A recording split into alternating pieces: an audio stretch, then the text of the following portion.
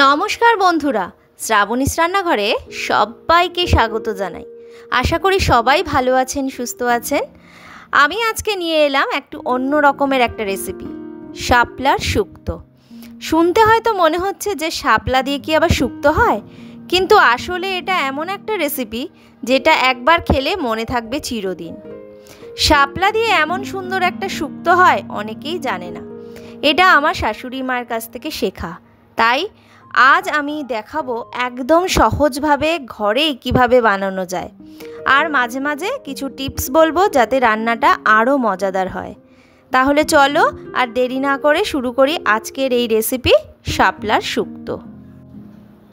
প্রথমে এখানে শাপলা নিয়েছি। শাপলাটা একটু লালচে শাপলা যেগুলো হয় সেগুলো ভালো হয়, সবুজ আছে কিন্তু একটু লাল লাল আছে, সেই শাপলাগুলো ভালো হয়। আর কেটে নিয়েছি সবজির মধ্যে আলু, ঝিঙে আর বেগুনটা আমি পাতলা পাতলা করে কেটে নিয়েছি।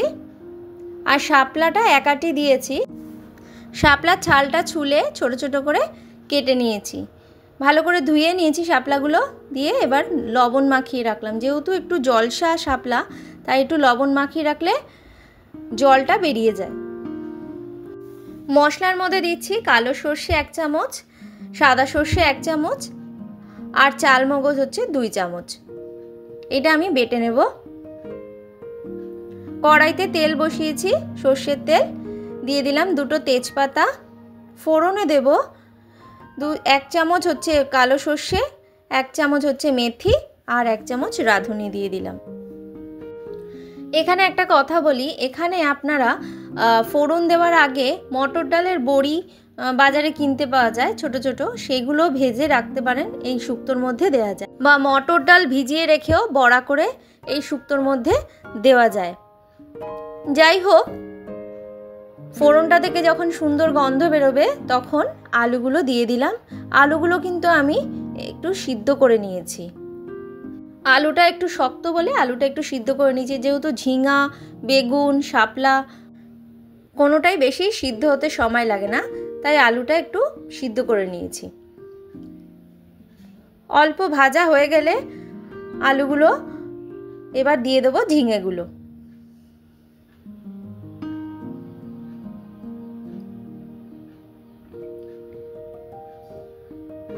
ঝিঙেগুলো দিয়ে ভালো করে নাড়তে হবে।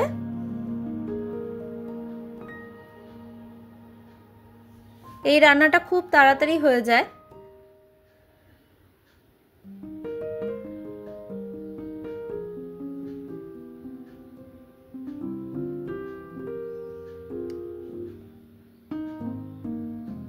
ভালো করে নেড়ে দেব। আলুর সঙ্গে একটু ভাজা ভাজা করতে হবে ঝিঙেগুলো। এবার পরিমাণ মতন দিয়ে দেব লবণ।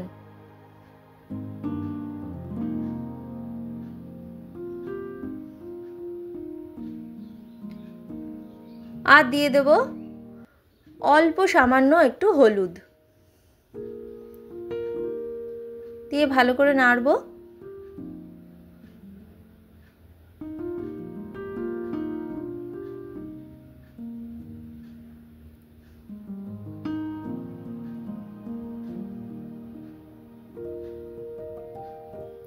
গ্যাসের ফ্লেমটা একটু কমিয়ে দিলাম।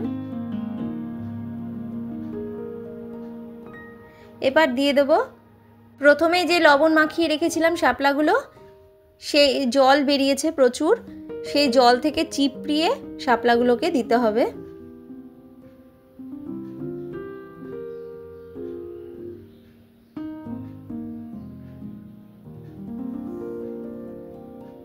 খুব বেশি তেল লাগে না এই শুক্তো বানানোর জন্য।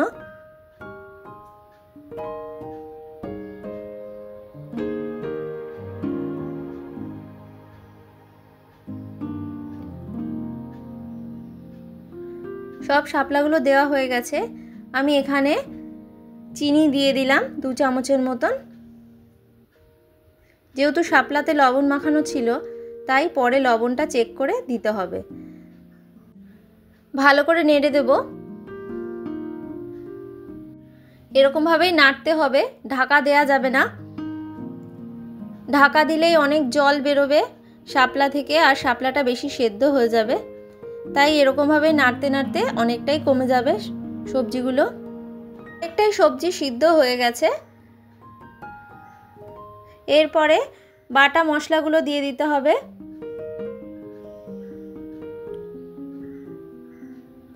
দিয়ে দেব সর্ষে আর চালমগজ বাটা,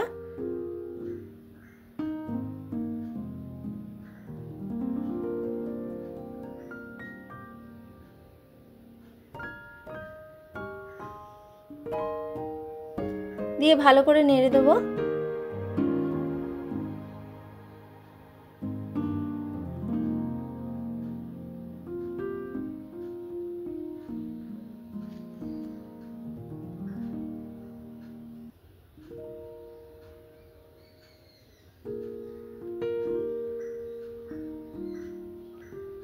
ভালো করে ফুটছে এটা মশলাটা, বেশিক্ষণ ফুটানো যাবে না কারণ সর্ষে বাটা তো। এরপরে আমি 1 কাপের মতন দুধ দিয়ে দিয়েছি। এই দুধের মধ্যে আমি 1 চামচ আটা একটু গুলে দিয়েছি, যাতে দুধটা গরম কড়াইতে দিলে ফেটে না যায়, ছ্যাঁকড়া ছ্যাঁকড়া না হয়ে যায়। ভালো করে নেড়ে দেব দুধটা দিয়ে। এবার ফুটতে দেব।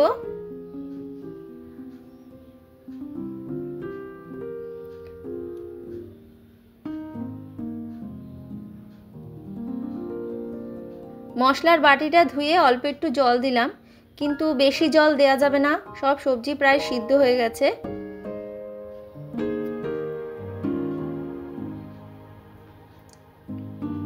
এই সময় নুন আর মিষ্টিটা চেক করে নিতে হবে।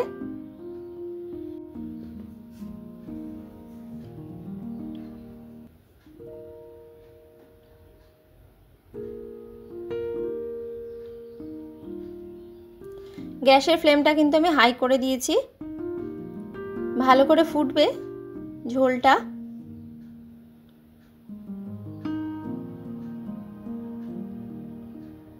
একটা কথা বলা হয়নি, আমি বেগুনটা ভাজতে ভুলে গেছিলাম, তাই জন্য আমি অন্য গ্যাসে বেগুনটা ভেজে নিয়েছি। বেগুনটাও শুক্তোর মধ্যে দিয়ে ভালো করে নেড়েচেড়ে দিলাম।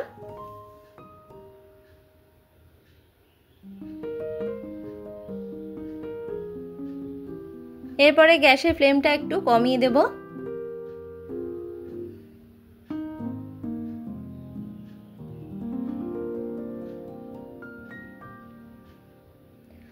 দিয়ে একটু ঢাকনা দিয়ে ঢেকে দিলাম।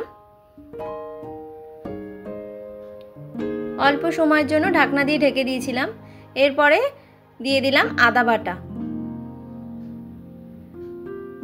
1.5 ইঞ্চির মতন আদা আমি বেটে নিয়েছিলাম, এটা দিয়ে দিলাম।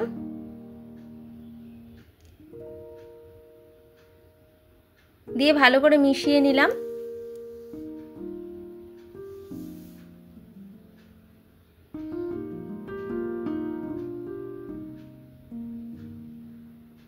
আবার ঢাকনা দিয়ে একটু ঢেকে দিলাম। যেহেতু ঝোলটা একটু বেশি বেশি লাগছিল, তাই একটু ঝোলটা হাই ফ্লেম করে ফুটিয়ে নিলাম। ঠিক নামাবার কিছুক্ষণ আগে 2 চামচের মতন ঘি দিয়ে দিলাম।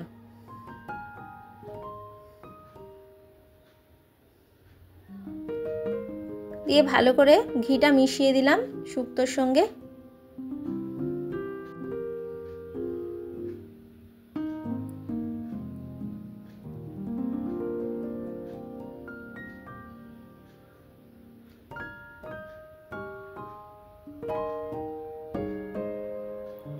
প্রায় হয়ে গেছে শুক্তো। গ্যাসের ফ্লেমটা অফ করে দিয়ে স্ট্যান্ডিং টাইমে দিলাম। তো এই ছিল আজকের রেসিপি শাপলার শুক্তো। আশা করি আপনাদের ভালো লেগেছে। ভালো লাগলে অবশ্যই লাইক, শেয়ার এবং কমেন্ট করে জানাতে ভুলবেন না, এবং চ্যানেলটিকে সাবস্ক্রাইব করে আমার পাশে থাকবেন। আপনাদের সাপোর্টেই আমাকে নতুন নতুন রেসিপি বানাতে অনুপ্রেরণা দেয়। আজকের মতন এইটুকুই। আবার দেখা হবে নতুন রেসিপি নিয়ে। সবাইকে ধন্যবাদ।